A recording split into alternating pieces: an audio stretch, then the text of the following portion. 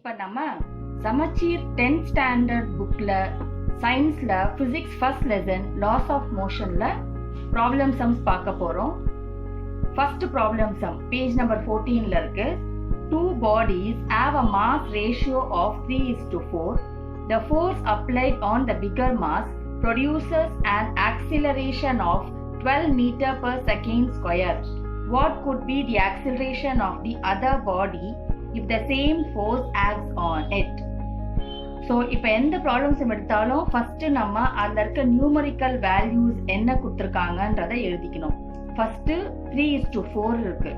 So 3:4 ratio ஃபார்ம்ல கொடுத்துருவாங்க. So 3:4 எதை நமக்கு சொல்லுதுன்னா, it is the ratio of the mass of two bodies.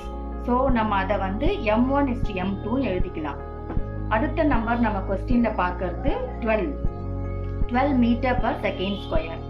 So metre per second ஸ்கொயர்ன்ற யூனிட் எந்த பிசிக்கல் குவான்டிட்டியை ரெப்ரசென்ட் பண்ணோம்னா ஆக்சிலரேஷன். அண்ட் இந்த 12 metre per second square bigger மாஸோடைய ஆக்சிலரேஷன். அந்த பிகர் மாஸ் மூவ் பண்ணும்போது அதோடைய ஆக்சிலரேஷனை தான் 12 கொடுத்துருக்காங்க. ஸோ பிகர் மாஸ்ன்றதுனால m2 தான் நம்ம இங்கே பிகர் மாஸ்ன்னு கொடுத்துருக்கோம். ஸோ அப்போ இந்த ஆக்சிலரேஷன் a2ன்னு எடுத்துக்கணும். இப்போ என்ன கொடுத்துருக்காங்கன்னு எழுதிட்டோம். இப்போ என்ன கண்டுபிடிக்க சொல்லியிருக்காங்கன்னு பார்த்தீங்கன்னா ஆக்சிலரேஷன் ஆஃப் தி அதர் பாடி.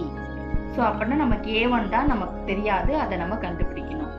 இல்லை இன்னொரு point if the same force acts on it, find the acceleration of the other body if the same force acts on it. So forces same, ரெண்டு மாஸ்லையும் ஃபோர்ஸஸ் சேம்.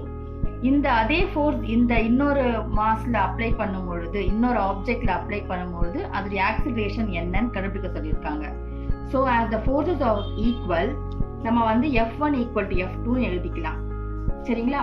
இப்ப நமக்கு m தெரியும், a தெரியும், f இருக்கு. So எந்த formula இதை மூணுத்தையும் first எந்த ப்ராப்ளம்ஸ் இருந்தாலும் நம்பர் எழுதிடணும், யூனிட்டோட எழுதிடணும், யூனிட்டுக்கு உண்டான குவான்டிட்டி, அப்புறம் என்ன கண்டுபிடிக்கணுமோ அதை எழுதணும். அப்புறம் we have to find the formula.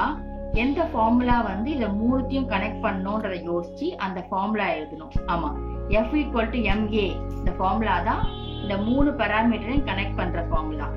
So f equal to ma இதுக்கு ma போட்டுடலாம், இதுக்கும் ma போட்டுடலாம். இது f1னால அப்ப இதை m1a1, f2 m2a2 எழுதிடலாம். m1 என்ன 3ன்னு கொடுத்துருக்காங்க, a1 தெரியாது, ஸோ a1 போட்டுக்கலாம். m2 4, a2 12 கொடுத்துருக்காங்க. ஸோ நமக்கு மூணு வேல்யூ தெரியும், ஒரு வேல்யூ தெரியாது. ஸோ சிம்பிளிஃபை பண்ணி அந்த வேல்யூ கண்டுபிடிக்க போறோம். 4 × 12 48. இங்க மல்டிப்ளிகேஷன் இருக்க 3 அந்த பக்கம் போகும்போது டிவிஷன் ஆயிடும். ஸோ 48/3 16 டைம்ஸ் போகும். So a1 16 metre per second square. ஆக்சிலரேஷனோட unit metre per second square. So a1 answer is 16 metre per